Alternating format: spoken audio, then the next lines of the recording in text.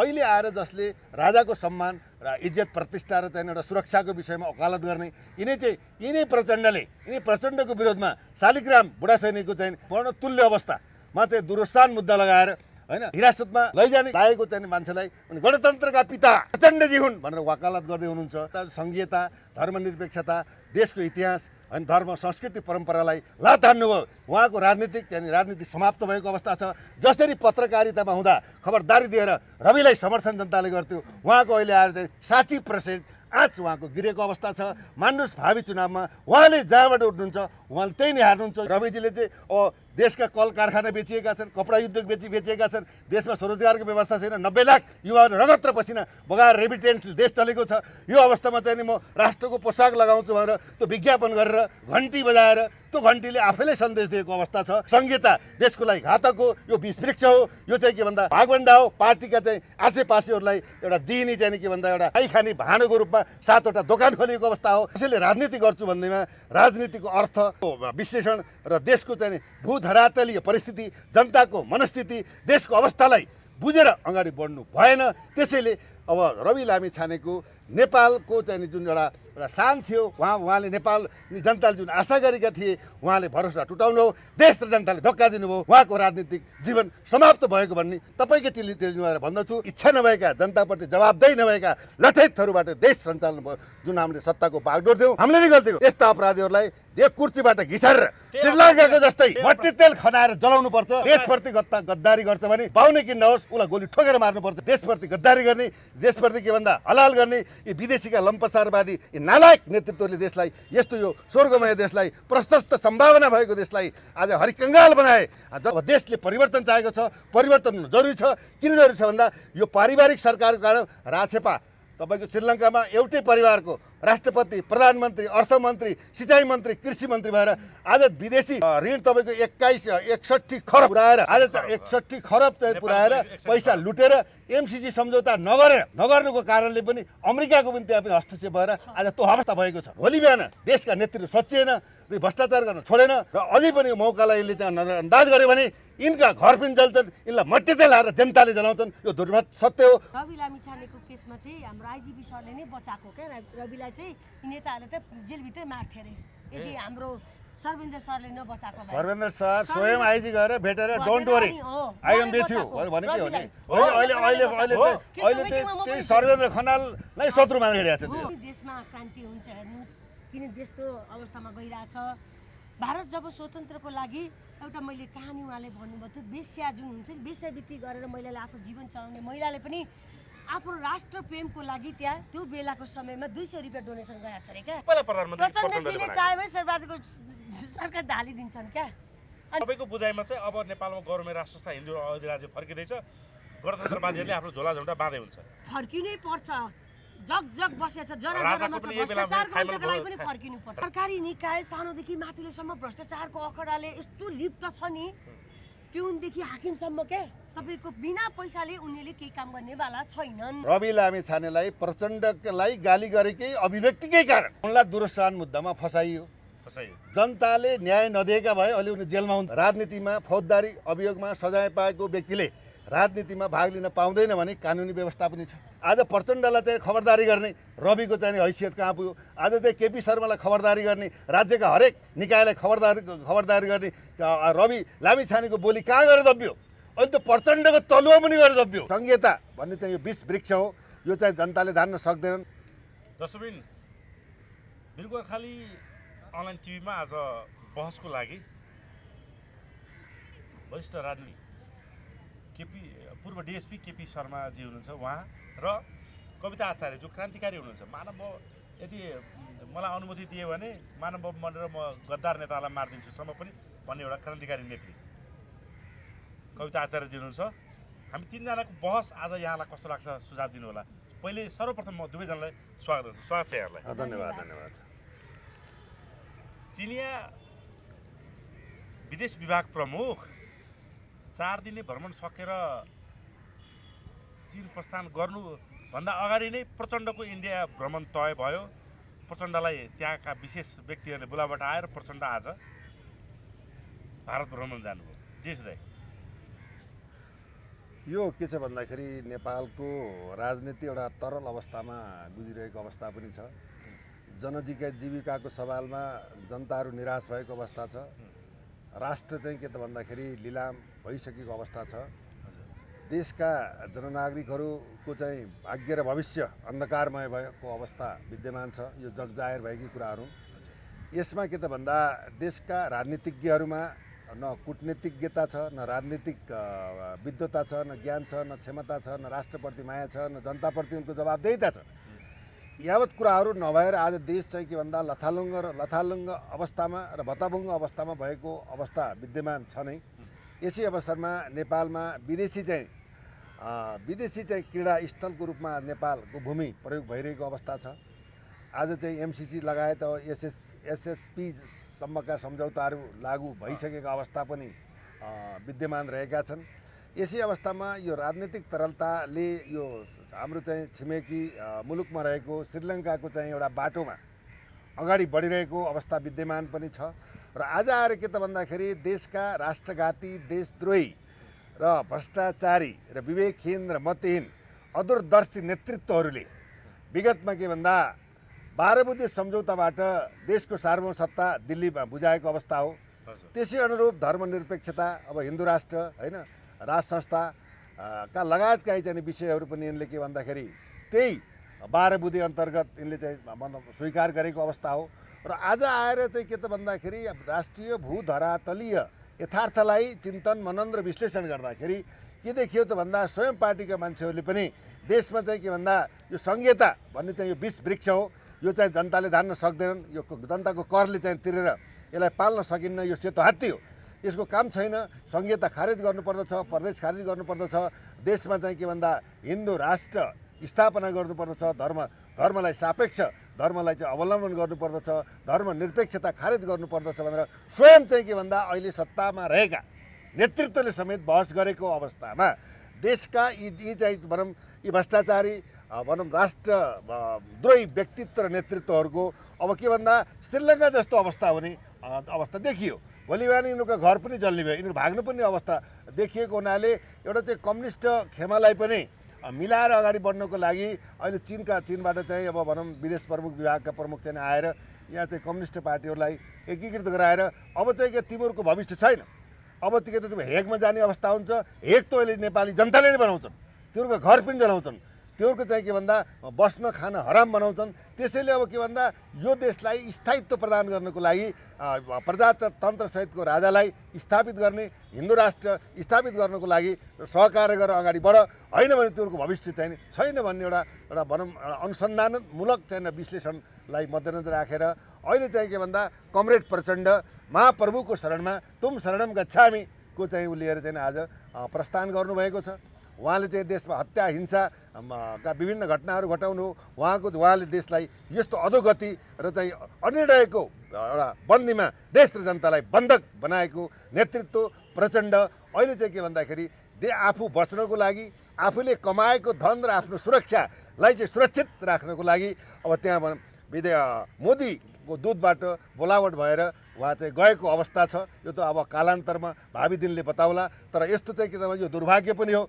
देशको चाहिँ शासन सत्ता सञ्चालन गर्न, देशको प्रधानमन्त्री बनाउन भारतले पहल गरिदिनु पर्ने, अमेरिकाले पहल गरिदिनु पर्ने, चीनले आएर पहल गरिदिनु पर्ने भने यस्तो यो चाहिँ जनताको लागि दुर्भाग्य पनि हो, देशको लागि पनि दुर्भाग्य हो। किनभने हामीले हाम्रो नेतृत्व चुन्न नसक्नु र विदेशीसँग लम्पसार परेर विदेशीको अनुकूल राज्य सञ्चालन गर्नु, देश जनता र मुलुक र माटोको हितमा राज्य व्यवस्था सञ्चालन नगर्नु, गठबन्धनको नाममा लुटेर अंश बन्डा गरेर दिन दहाडे लुटेर चाहिँ खानु, लुटेराहरूको सरकार एउटा के भन्दा आफू यी विस्थापित भइन्छ भनेर स्थापित गर्ने एउटा वातावरण सिर्जना गर्नको लागि दिल्ली चाहिँ प्रचण्डज्यूको भ्रमण भएको हाम्रो चाहिँ आत्मा समीक्षागत विश्लेषण हो। हेर्नुहोस्, बडो गम्भीर एउटा सानो शीर्षकमा यति लामो तपाईँको जुन यो राजनीतिक विश्लेषण मनन योग्य लाग्यो। यो गर्नुपर्ने धेरै कुरा थियो। अब तीन जनाको कुरा समेट्नु कविताजी, यो किन होला यो बारम्बार पटक इन्डियाले बोलाउनु पाएको छैन, हाम फालेर अवसरको रूपमा अब अवसर आयो है भनेर हाम फालेर जाने नेताहरूको चलन यसपालि फेरि देखियो। यहाँलाई मैले सोद्धाखेरि चाहिँ कमरेड प्रचण्ड जानुभयो भनेको छु, तर त्योभन्दा अगाडि नै राप्रपाकै नेता, तपाईँको नेता पशुपति शमशेर जवारा पनि इन्डियामै हुनुहुन्छ। यो को इन्सिडेन्ट हुन सक्दैन, यो प्लान पनि हुनसक्छ। हाम्रो प्रश्न है तपाईँले उत्तर दिने। त्यस्तै प्रधानमन्त्री पत्नी पनि आरजु देउवा पनि इन्डियामै रहेको भन्ने कुरा छ र हाम फालेर प्रचण्ड पनि गइराख्नु, यसलाई यहाँले कसरी हेर्नु भएको छ? धन्यवाद।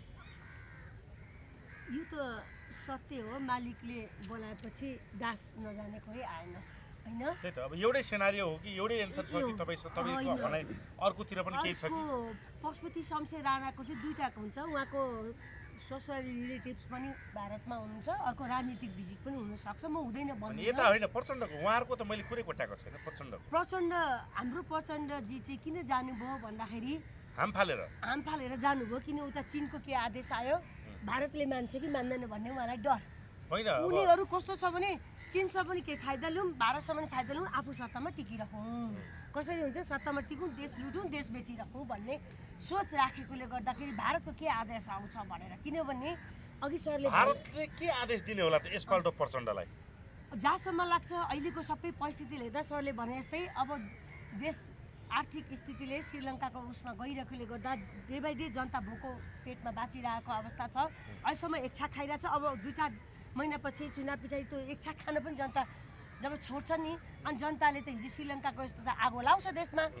त्यही भएर त्यो दिन नआउँदै तिमीहरू बरु अब हिन्दू राष्ट्र काम गर्देऊ, तिमीहरूको राजालाई स्वीकार, जनताको त्यही डिमान्ड छ भने अब राजाको शरणमा जाऊ, नभए अब तिमीहरूलाई हामीले पनि बचाउन अब सक्ने मोदीले बोलाएको कारणले प्रचण्डलाई यसपालि मोदीले बोलाएको कारणले भारत र चीन पनि अब कता गरौँमै राजसंस्था र हिन्दू अधिराज्य पक्षमा उभिएको सङ्केतहरू आउन थालेको कारणले यसपालि चाहिँ प्रचण्डलाई मोदीले फुरुक्कसँग राजसंस्थाको वकालत गर र हिन्दू अधिराज्य ल्याऊ, नभए श्रीलङ्काको जनताले जस्तो तिमीहरूलाई लहट्ने छन् नेपाली जनताले भन्ने सन्देश दिन बोलाएको। त्यसो भए हजुर हामीले पनि अब बचाउन सक्दैनौँ भन्ने उनीहरूलाई पनि मनमा परिसक्यो। अब खोइ त श्रीलङ्काको जनताले त्यत्रो यताबाट कुन राष्ट्रले बचाउन सक्यो त?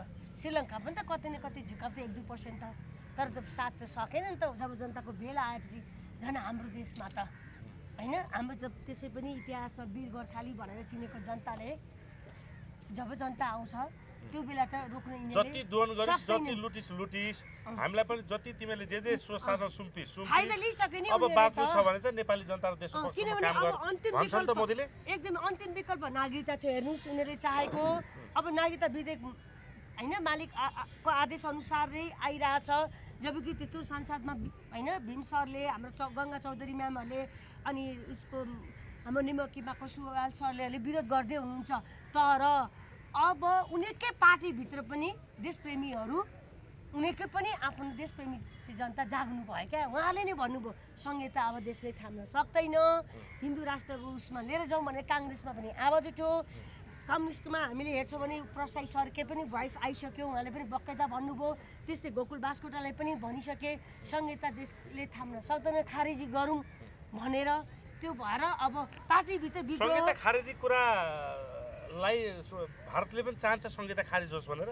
ऊ त चाहँदैन थियो, किन उसकै जनताले त फाइदा लिएछ। प्रदेश 2मा त म्याक्सिमम उसकै जनता छन्, यसमा डाउटै छैन होइन। अङ्गीकृत नायता चलाएको ऊ त चाहँदैन थियो। आरक्षण पनि उसकै इच्छामा आएको हो, उसले जनताले त्यो ठाउँमा पुर्याउनको लागि। तर नचाहँदै पनि बाध्यता भएर उसले स्वीकार, किनभने प्रधान सेनापतिको पनि एउटा भित्र होस् बाहिर होस् उहाँले सिमाना अब सुरक्षा राख्नुपर्छ भन्ने आइसकेपछि अब आर्मीले त्यो जब आर्मी प्रमुखले त्यो भनेपछि उहाँको जुनियर जुन हुन्छ नि सबअर्डिनेट कर्मचारीहरूबाट राष्ट्रप्रेमको भावना कुन दिन जागेर नेपालमा विकराल रुल आउन सक्छ। जब नेपाल फेरि युद्ध भूमिमा पर्यो भने त हामी पनि चोखो हुन सक्दैनौँ, हामीलाई पनि धक्का लाग्छ भनेर भारतले सायद महसुस गरेको हुनुपर्छ। यसपल्ट चाहिँ भारत नेपालप्रति सकारात्मक हुन सक्छ। अब प्रचण्डलाई नै किन बोलायो त? यो कुरो त तपाईँलाई पनि मलाई कसैलाई पनि बोलाएर ल अब तिमीहरूलाई मेरो आशीर्वाद भयो, अब जाओ राजालाई स्थापना गर भने भइहाल्थ्यो नि। भारतले नै भनेर सबै कुरो भइरहेछ। प्रचण्ड हेर्नु न ऊ कति छ, कुन ठाउँमा छ। तपाईँ हामीलाई काङ्ग्रेसको प्रधानमन्त्री बनाउनु, यो केपी ओलीलाई पनि प्रधानमन्त्री उसैले बोलाएको हो नि त। माधव नेपाललाई, सुशील कोइरालालाई उसले चाह्यो भने अहिले शेरबहादुरको सरकार ढालिदिन्छ। 65-63 सबैलाई प्रधानमन्त्री प्रचण्डजीले चाह्यो भने शेरबहादुरको सरकार ढालिदिन्छन् क्या। अनि यही क्यापासिटी छ भनेर उसैलाई भारतले फकाएर हुन्छ कि किनेर हुन्छ कि धाक धम्की लाएर पनि यो कुरा गर भन्नको लागि पनि हुनसक्छ बोलाएको एकदमै अर्को केही शङ्का छ कि त्यो मात्रै हो तपाईँको भने अर्थ तपाईँको बुझाइमा चाहिँ अब नेपालमा गभर्मेन्ट राष्ट्र संस्था हिन्दू अधिराज्य फर्किँदैछ गणतन्त्रवादीहरूले आफ्नो झोला झुन्डा बाँधे हुन्छ फर्किनै पर्छ जग जग बसेछ जरा राजाको जरामा छ पनि यही बेला भ्रष्टाचार गर्नको लागि पनि फर्किनु पर्छ राजा पनि यही बेला थाइल्यान्ड भरमा हुनुहुन्छ फर्किने बित्तिकै राजालाई राजगद्दीमा बसाउनु पर्छ भनेर राजावादीहरू उफ्रिरहेको अवस्था छ हो एकदमै यो सिनारियो मिले हो यो एकदमै अहिले सबैतिर कोइन्सिडेन्ट त्यस्तै भइरहेछ भइरहेछ होइन नहुनु पनि किन हेर्नु न सरकारी निकाय सानोदेखि माथिल्लोसम्म भ्रष्टाचारको अखडाले यस्तो लिप्त छ नि पिउनदेखि हाकिमसम्म के तपाईँको बिना पैसाले उनीहरूले केही काम गर्नेवाला छैनन् भ्रष्टाचार त्यस्तो ऊ छ बुझ्यौँ भएन अनि त्यही भएर पनि अब जनता हामी नै छौँ नि भ्रष्टाचारको विरुद्धमा अब यहाँ अहिले भर्खरै दुवैजना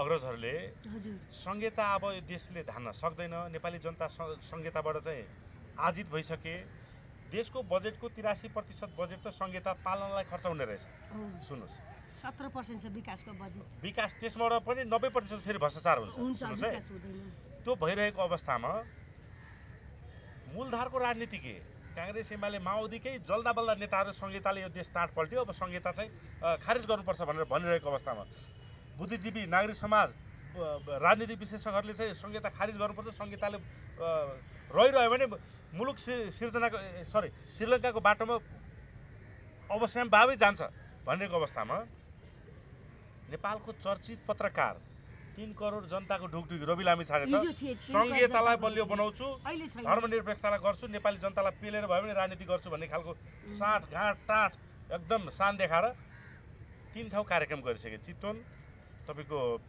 झापा र धरानमा सुन्नुहोस् है त्यसलाई कसरी के हेर्नु भएको छ रवि लामिछानेले संहितालाई चाहिँ किन बल पुऱ्याएर उहाँले आफ्नो एउटा दम्ब देखाइरहनु भएको छ म पटक पटक भन्छु प्रजातन्त्र गणतन्त्रमा जनताको इच्छा विपरीत जानेलाई जनताले के सजाय दिनुपर्छ म पटक पटक भन्छु जसलाई यो देशको माया लाग्छ नि जसलाई भोको जनताको माया छ नि उसले संहिता रुचाउँदैन संहिता पनि रुचाउँदैन यो नागरिकता बाँडेको पनि राष्ट्रप्रेमीलाई मन परेको छैन मैले संहिताको क्वेसन गरेँ अहिले संहिता कुरा संहिता रुचाउँदैन रवि लामिछाने हिजोको दिनमा हुनुहुन्थ्यो होला तपाईँले भने चाहिँ 3 करोड जनताको उसमा तर अहिले उहाँ हुनुहुन्न किनभने जनताले बुझिसक्यो रविले संहिता जब स्वीकार्नु भयो नि के संहिता मात्रै स्वीकार्नु भएन उसले त अझ 50 लाख नेपाली नागरिकलाई विदेशमा पठाएर रेमिट्यान्सबाट संहिता पाल्न सक्छ भन्नुभयो संहिता पाल्नको लागि अझै 50 लाख बरु पठाउने रे दक्ष जनशक्ति विदेशमा पठाउने रे अनि त्यसबाट आएको रेमिट्यान्सले संहिता पाल्ने भन्नुभयो नि तपाईलाई पनि आफ्नो परिवार छुटेर टाढाको पीडा हुन्छ मलाई पनि हुन्छ उहाँलाई पनि हुन्छ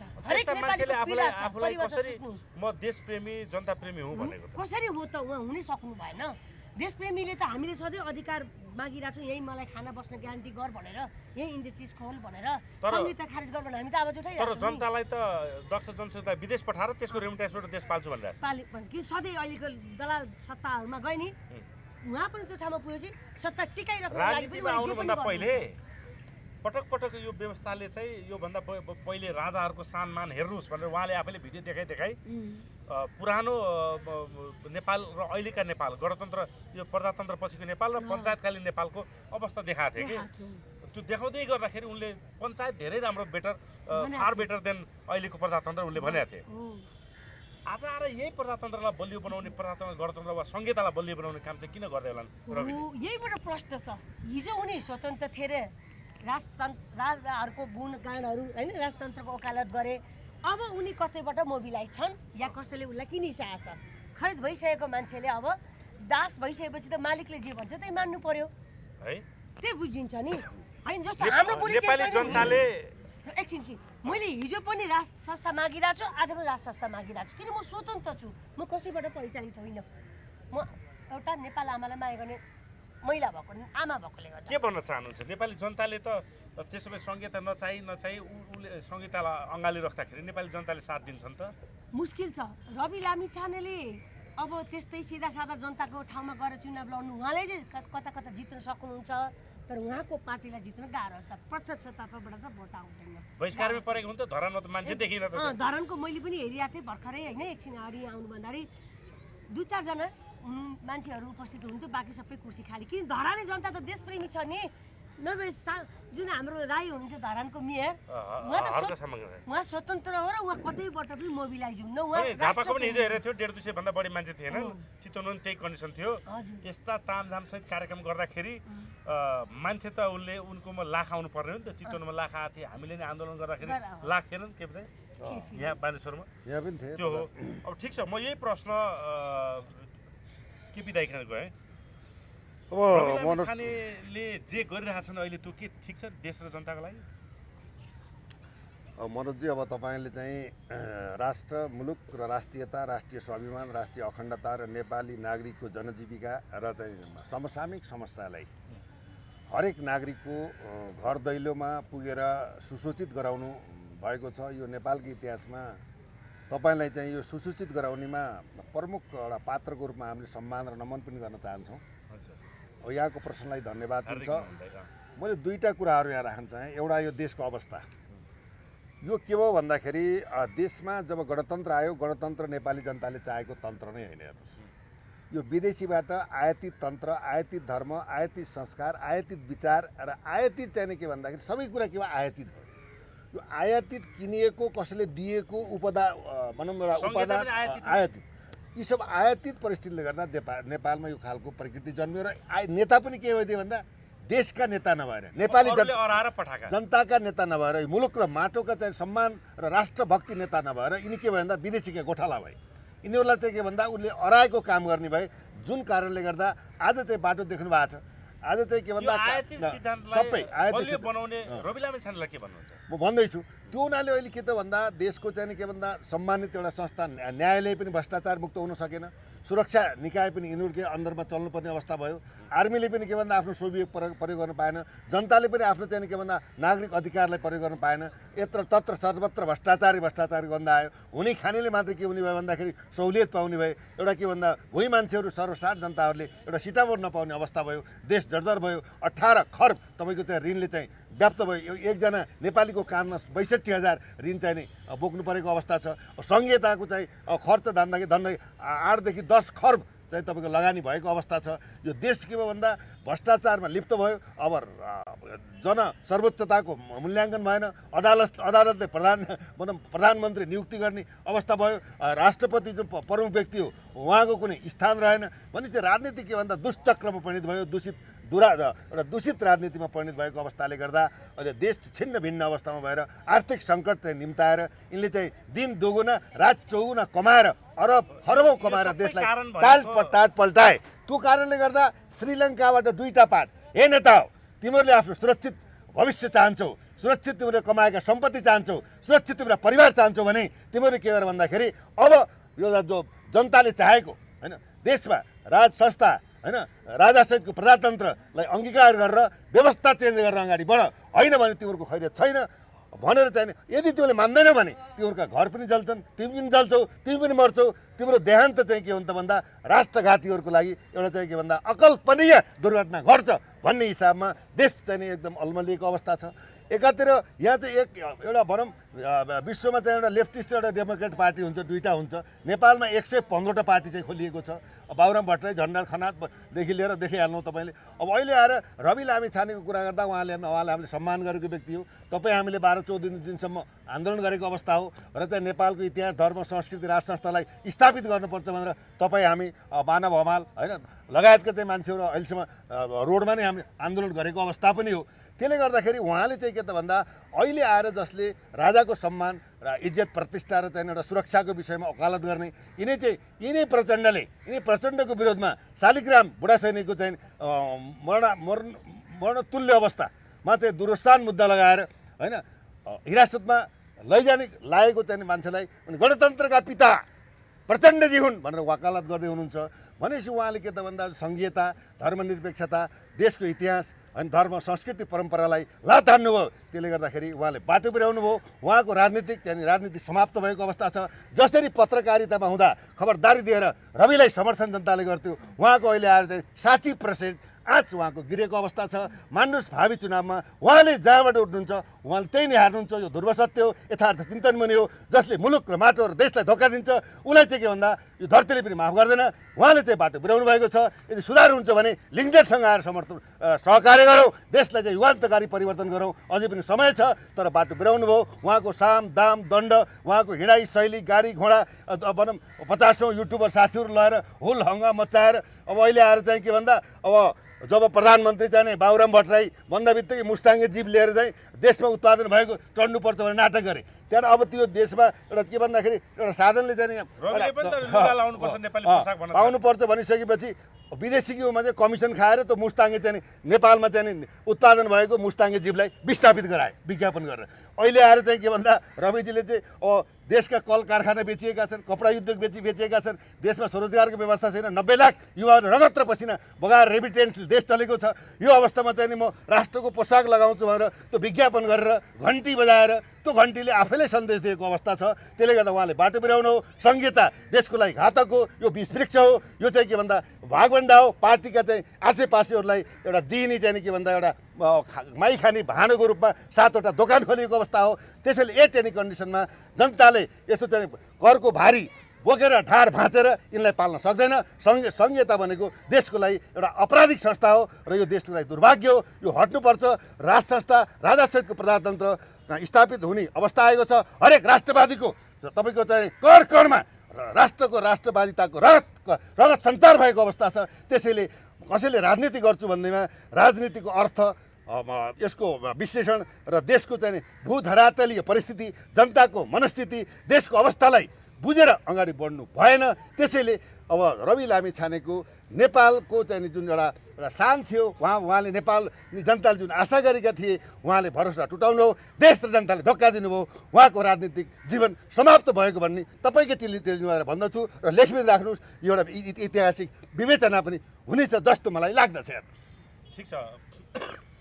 उहाँमा त ठुलै दम्ब देखिन्छ। यहाँ तपाईँ र हामी सँगै गएर 2.5 घन्टा वार्ता गर्दाखेरि पनि लगभग 2.5 घन्टामा उहाँ एक्लै 2 घन्टा बोल्नुभएको थियो। हामी 5 जना मिलेर जम्मा आधा घन्टा पनि बोलेका थिएनौँ। तपाईँलाई पनि ठुलै लोभ प्रलोभन देखाएर, आशा भरोसा देखाएर, सोच साधनको एउटा मोहमा पार्न खोजेर उहाँसँगै सहकार्य गर्न एउटा अफर आएको थियो भन्ने सूचना पनि प्राप्त भएको छ। होइन मनोजी, त्यतातिर नजाउँ। जो आफ्नो एउटा के भन्दा एउटा आफ्नो हिँड्ने, आफ्नो वक्तव्य दिने, आफ्नो चाहिँ एउटा विवेचना तर्क होइन प्रस्तुत गर्ने एउटा संवैधानिक अधिकार पनि हो होइन। त्यस्तो बाटोतिर नजाउँ। तर नेतामा गुण हुनुपर्छ।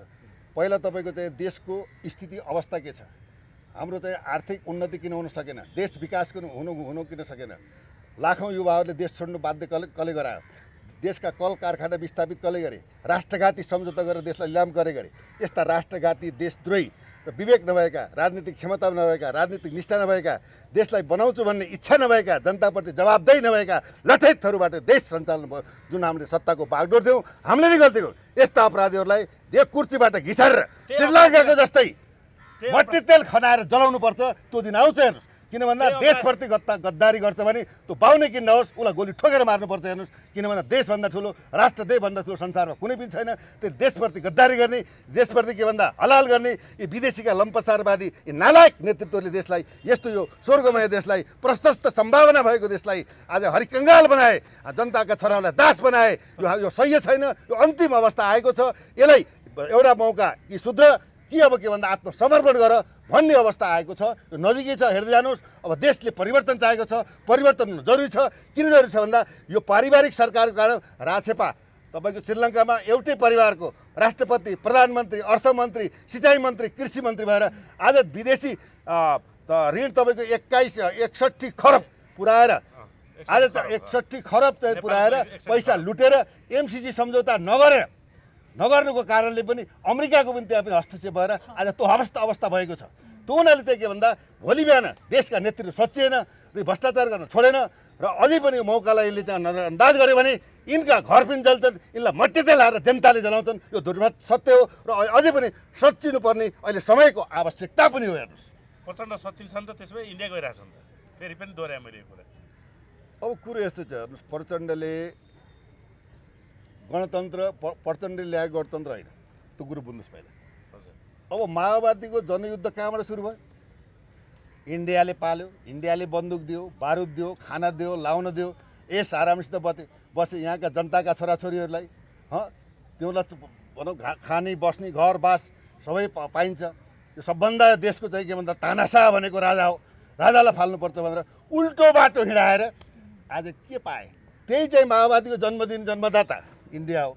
त्यही जन्मदाताका शरण नपरिकन त आफ्नो भविष्य रहँदैन, त्यो उनीहरूले गएका हुन्। फेरि त्यही प्रचण्डलाई गणतन्त्रको पिता हुन्, उहाँ त महान हुन् भनेर भन्छन् त फेरि।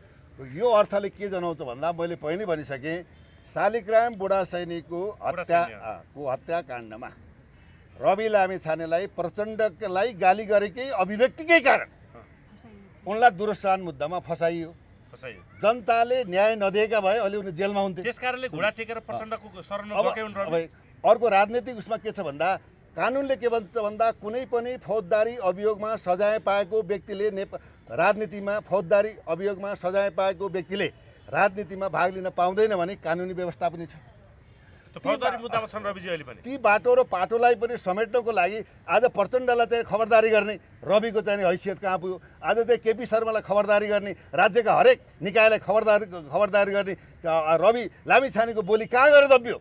अहिले त प्रचण्डको तलुवा पनि गएर दबियो। यो दुर्भाग्य हो देशको लागि। त्यसैले यहाँ स्वतन्त्र होइन, अरूबाट स्वचालित नभएर परिचालित भएर आएका राजनीतिज्ञले देश बन्छ भनेर कल्पना पनि नगर्नुहोस्। सत्य यथार्थ हो, सत्य तितो हुन्छ, तितो यथार्थ नै के भन्दा अपाच्य चाहिँ सत्य हुन्छ भन्ने मेरो विश्लेषण हेर्नुहोस्।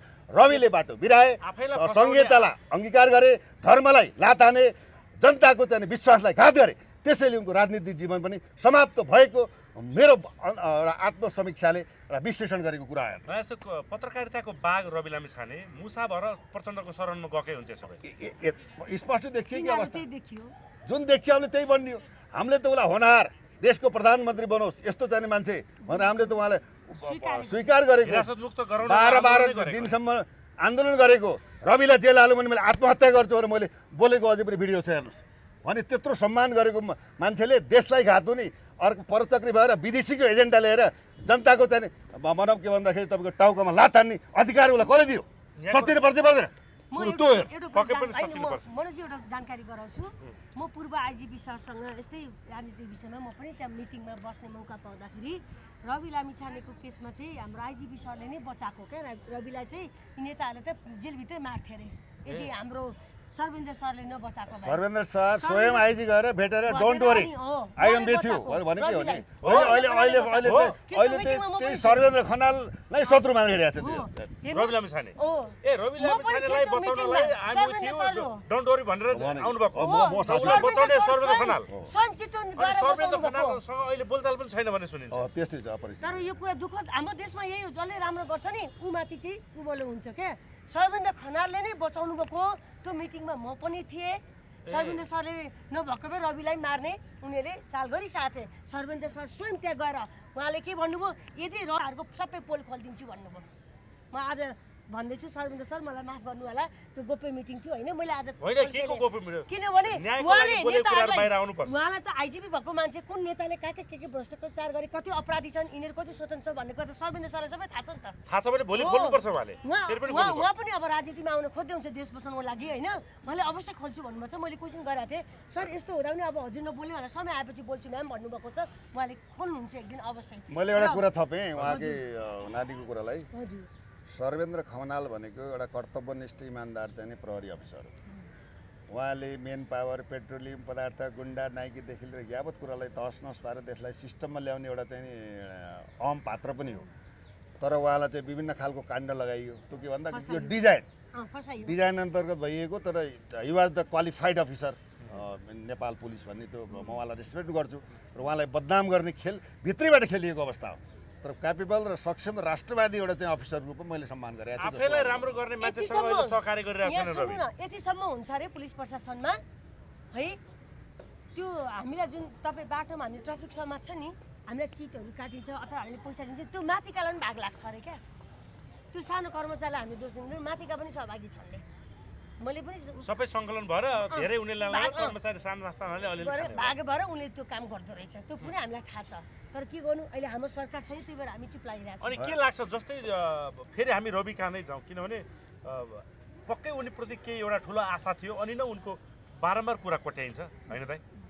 यस मुद्दामा चाहिँ अहिले पनि सचेर आउन् यो देशका धरतीपुत्र रहेका नेताहरूसँग सहकार्य गरेर गद्दार नेताहरू विरुद्ध चाहिँ नेपाली जनतालाई जगाएर यो देशमा 2/3 भन्दा 3/3 सरकार लिएर आएर गद्दार नेताहरूको सर्वस्व सहित जन्म कैद गरेर नेपालमै जेलखाना हालेर यही नेपालमै सडेर मार्ने अवस्थामा जानुपर्ने ठाउँमा जसले आफूलाई फसायो जेल हाल्यो, जसले यो देशमा सबैभन्दा बढी भ्रष्टाचार गरेको छ उसँग म चुनाव लड्दिनँ, जस्तै शेरबहादुरसँग चुनाव लड्दिनँ, केपी ओलीसँग लड्दिनँ, प्रचण्डसँग चुनाव लड्दिनँ, गगन थापासँग लड्दिनँ, लगायत जति पनि स्वतःमा एमसिसी पास गर्ने र देश दोहन गर्ने नेताहरूसँग चाहिँ चुनाव लड्दिनँ भनेर सामान्य पार्टीलाई मात्रै फोकस गरेछन्। अर्को जहाँ जहाँ उसको कार्यक्रम भएको छ र जसलाई उनले तान्ने प्रयास गरेका छन्, यहाँ हामी ज्वलन्त उदाहरण छौँ।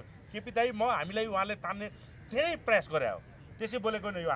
हामीलाई तान्न खोजेको लोभ प्रलोभन धेरै कुरा देखाएर वा ठुलो सपना देखाएर हामी चाहिँ गएनौँ, किनकि संहिता त देश र जनताको हकमा छैन नि। यति भइराख्दाखेरि रवि अब सचिएर आउला त प्रश्न के छ भन्दाखेरि जनताले बहिष्कार गरेको देखियो। जस्तै चितवनमा मान्छे थिएनन्, झापामा मान्छे थिएनन्, धरानमा त आज औलोमा गनेर मान्छे थिए, 100 जना भन्दा बढी थिएनन्। होइन 100 जना पनि थिएन र मैले देखेको सिनमा त मुस्किलले 10 देखि 15 जना मात्रै देखिरहेको छ क्यामेराले। सायद अरूतिर एक साइड यो अवस्थामा अब वास्तवमा राजनीतिमा म पत्रकारिता जस्तो सफल भइन। मैले चाहिँ अब चाहिँ देश र जनताको पक्षमा सोच्नुपर्छ। अब जे जसको आशीर्वाद लिएर मैले गरेको थिएँ, अब म जनताप्रति वफादार हुन्छु भनेर आउन सक्ने सम्भावना के छ? यो देखि जनताले त बहिष्कार गरेर। मनोज सर यस्तो हो, किन भन्दाखेरि एउटा जनताले मानेको, जनताले भरोसा गरेको मुलुक र माटोलाई परिवर्तन गर्छु, जनताको भाग्य र भविष्यलाई सुनिश्चित गर्छु र चाहिँ नि के भन्दाखेरि अन्यायमा परेकालाई चाहिँ नि न्याय दिन्छु, यो देशलाई स्वर्ग बनाउने विषयमा भनौँ दुखी गरिबलाई उद्धार गर्छु भन्ने आम सवालमा उहाँले गरेको चाहिँ नि एउटा सचेतनाको अभियानलाई हामीले अझै पनि सम्मान गर्नु नै पर्दछ। रह्यो विशेष के भन्दाखेरि उहाँले अब जुन एउटा अमेरिकी चाहिँ नि भनौँ न ग्रिन कार्ड त्यागेर नेपालमा आएर नेपाली नागरिकता फेरि लिएर जुन एउटा कदम चालेर यही देशलाई नै बनाउँछु भनेर जुन कदम चाल्नुभएको थियो, त्यो चालेको कदमबाट लगभग नेपालका करोडौँ जनताहरूले सम्मान र सलाम गरेको अवस्था थियो। तथापि उहाँले चाहिँ के भन्दा देशले नचाहेको, धान्न नसक्ने, राष्ट्रघाती, देश नै विलिन हुने एउटा सङ्घीयता, धर्मनिरपेक्षता, अब आफ्नो धर्म संस्कृति परम्परालाई पन्छाएर अहिले उहाँले विशुद्ध चाहिँ के भन्दाखेरि युरोपियन युनियन र चाहिँ नि यो चाहिँ नि सङ्घीयताको डिजाइनलाई अगाडि बढाउँछु भनेर जुन एउटा शङ्खनाद गरेर घन्टी बजाएर चाहिँ नि उहाँ चाहिँ अहिले फिल्डमा जानुभएको छ। यसले उहाँ चाहिँ के भन्दा चुकिसक्नुभयो। अब त्यत्रो बुझ्ने मान्छे चुकेर फेरि फर्के पनि उहाँको चाहिँ वास्तविक चाहिँ नि अनुहार र वास्तविक चरित्र र देशप्रतिको चाहिँ नि एउटा उहाँको चाहिँ सद्भाव अथवा चाहिँ अपमान के हो भन्ने कुरा जनताले बुझिसके। अब पूर्ववत रूपमा स्थापित हुन सक्नु हुँदैन पनि र उहाँ चाहिँ अन्यत्र पार्टीसँग गएर समावेश हुनुहुन्न। किन हुन सक्नुहुन्न? उहाँमा घमण्ड, अहङ्कार र म जस्तो जान्ने, म जस्तो बुझ्ने, म जस्तो विज्ञ यस नेपालमा नै कोही छैन भन्ने एउटा अहमता, होइन, घमण्डले चाहिँ नि उहाँ चाहिँ एकदम चाहिँ नि सुसज्जित हुनुहुन्छ हेर्नुहोस् मेरो विश्लेषण। त्यसैले तथापि चाहिँ प्रायश्चित्त गरेर एउटा राष्ट्रवादी नेतृत्व जसले देशलाई बनाउँछु, जसले भ्रष्टाचार गर्छ, जसले भ्रष्टाचार गरेर खान्छ, उसले आफ्नै आमाको रगत खानु सरह हो भनेर एउटा शङ्खनाद गरेर निष्ठाको राजनीतिक गरेर एउटा चाहिँ देशलाई, धर्मलाई, संस्कृतिलाई, पहिचानलाई बचाउनुपर्छ। सम्पूर्ण नेपाली एक भएर यो चाहिँ के भन्दा देश बनाउने, देशलाई सुरक्षित राख्ने र विकासशील बनाउने मुद्दामा हामी एक हुनुपर्छ भनेर अठोट लिएर चाहिँ आउनुभएका राजेन्द्र लिङ्गदेलसँग सहकार्य गर्नुभयो भने अझै पनि एउटा ठाउँ चाहिँ छ जस्तो मलाई लाग्दछ। अन्यथा चाहिँ नि उहाँको राजनीतिक जीवन प्रायः समाप्त भएको मेरो ठाउँमा। यहाँले ठिकै भन्नुभयो, फलेको वृक्षको हाँगो झुक्छ। राजनीतिमा नयाँ हुनुहुन्थ्यो, बाटो बिराउनु भयो होला, तर अब फेरि पनि सचेर आउन सक्ने धेरै ठाउँ छन्, त्यही भन्न खोज्नु भयो। हाम्रो उहाँ आउनु चाहिँ स्वागत छ, हामीले फुलमालाले स्वागत गर्छौँ। अब यहाँसम्म भइदियो कि स्वतन्त्र जुन एउटा अहिले स्वतन्त्रताको कुरा आएको छ। बालेनले 5 वर्षसम्म योगदान गरे काठमाडौँको लागि। हर्क साम्पाङले चाहिँ 10 वर्षदेखि एक्लै बहुला जस्तो लडे। गोपी हमालले विकास गरे। उनको आइडेन्टिफिकेसन र मेहनतले नै स्वतन्त्रतामा जित्या हुन्। स्वतन्त्र हुँ भनेर केही नगरेको मान्छेले जित्छ भनेर भरम छरेर स्वतन्त्रको नाटक गरेर यो चाहिँ हुइयाँ मचाउने दुर्भाग्य। एउटा भेल आयो त्यो गयो, अब त्यो हुनेवाला छैन।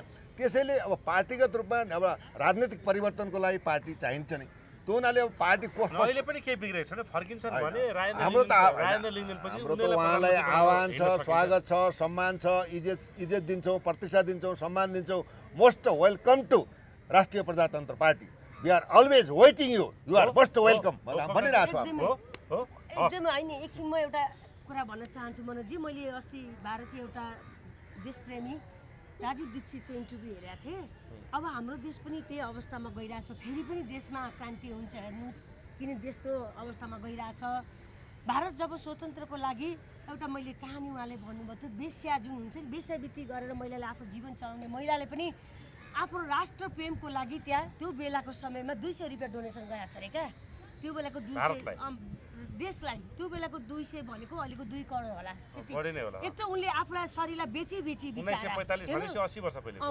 त्यो महिलाले आफूलाई बेचेर त्यो दिएको त्यो पैसा कति पवित्र थियो होला किन उसले राष्ट्र बच्छ भने म यो 200 रुपियाँ डोनेसन गर्छु बरु म एक छाक खान्छु अथवा बरु म भोकै बस्छु म आफूलाई बेचेर पनि मेरो देशलाई म समर्पित गर्छु भन्ने अब नेपाली जनताले पनि बुझ्नु पर्नेछ राष्ट्रता भन्ने कुरा के हो भनेर सडक आन्दोलन अब जति सक्दो छिटो गर्न म आह्वान गर्छु किनभने नागरिकता जस्तो खतरनाक विधेयक ल्याएर देश समाप्त पार्छ देशलाई फिजिकरण गराउनु त्यतिखेर गरेपछि जनता जागेपछि केही हुँदैछ ढिलो भइसक्छ अहिले जानुपर्छ भनेर म तपाईँको मिडियामा सबैलाई आह्वान गर्छु सडक आन्दोलनमा जाउँ भनेर देश बचाउनको लागि डस्टबिन हामी जानी कसैसँग व्यक्तिगत दुश्मनी साधेर उनले गरेका कदमहरूको मात्रै आलोचना गरिरहेको छैन 3 करोड जनताको मुटुको ढुकढुकी थिए रवि लामिछाने तर 3 करोड नेपाली जनतालाई अन्धकारमा राख्ने कङ्गाल बनाउने देशै समाप्त पार्ने सिद्धान्त बोकेपछि संहिता गणतन्त्र र धर्मनिरपेक्षता बोकेपछि